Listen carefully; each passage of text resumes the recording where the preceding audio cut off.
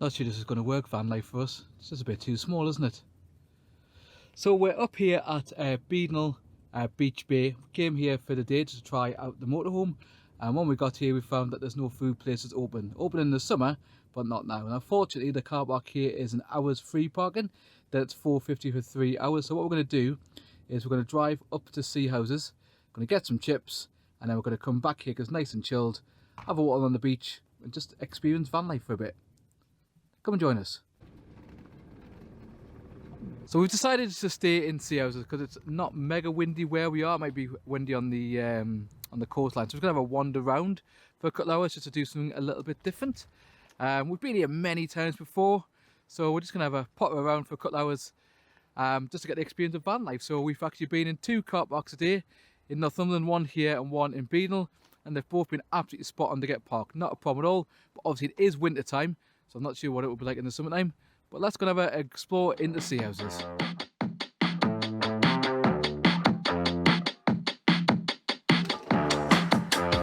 Just about to go. No, we're not having that.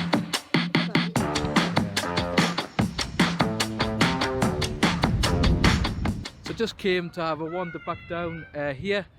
It's beautiful because what you've got, that you can see, you've got Bamborough Castle over there, plus obviously Bamborough Beach going round. You've got the Farn Islands there, which you can go on a day trip. You've got other kind of islands on there, and then we've also got the pier.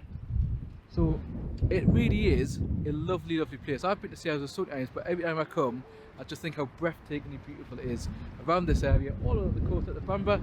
Now weirdly, Bamborough's in the sun. A bit shady here, but very windy, as we usually in Northumberland. But again, just seeing that amazing view there, where you can see Bamborough Castle.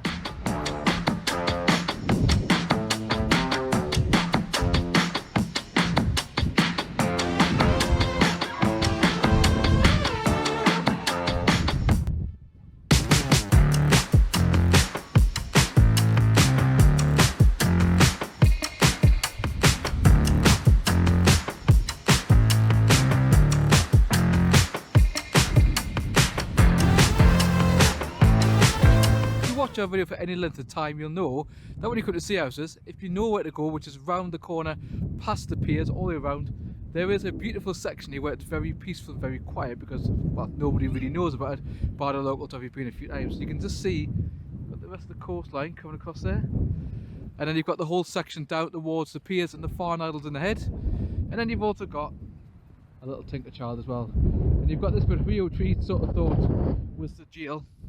So we said this was the jail. I don't think it is. I'm not even sure what it's for actually.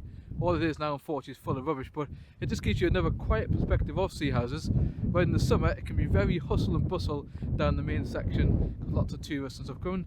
But to let you know, the car park we're parked at, soon you're going to be able to take your motorhome there and actually stop overnight. At the moment you can't, but obviously when the police are trying to enforce this, or the council are trying to enforce this, a lot of people have said that they've had to cut the bevies. So what they're doing instead is going to let people go to some of the car parks here in the kind of Seahouses area. Now the reason I'm looking down is the rock pool section, so obviously this must get flooded from time to time. But we're going to explore and see that little house again to see what it is. It's not actually too bad to get to the little kind of jaily bit, whatever it is. There is one bit just here. As you can see, if you slip, you're into the water. There is a little path you can get across to get you up to this bit here, which apparently is in memory. It says this gate has been donated to the cherished memory of Velvet Art Walk 1927 to 2014. Maybe someone to sit if you get stuck. Done a couple of bevies while they've been there. God, it's absolutely perishing. I don't know if you can hear. Hopefully you can still hear me over the wind, but the wind is howling. I suppose we are a little about to sea now, but freezing. You got the heater in there? Oh, there's no heat in there. Freezing cold. It's amazing. You can just see all the way around here the bay.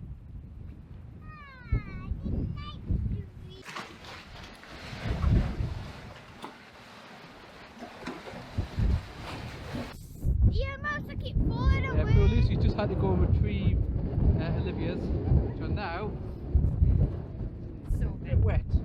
Mine's Yeah. It's a And you can go up these secret steps, no idea where they go. Although surprisingly, or unsurprisingly, it's still windy in here. Keep going. It's a little bit more warmer in here. Is it?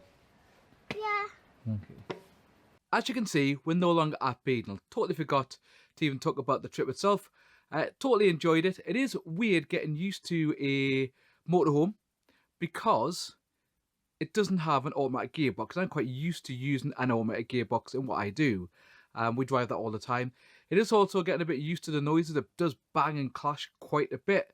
And that's not even that the bang and clash that annoys me at the moment. It's the overhead cab bed. There's a bit of plastic and it seems to make a little noise at the time. But yeah, we enjoyed it and it's something different for us. I was thinking the other day, does it make that much difference taking the motorhome up there than the car? I don't think it did in this case particularly. It gives us space to eat, and that is a little bit different. But we'll see.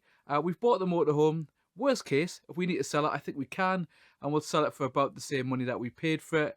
And it's no harm lost, because if we'd hired a motorhome, it would have cost us best part of £500 to £600 per week anyway. So let's see how the adventure goes, and we'll see you in the next one.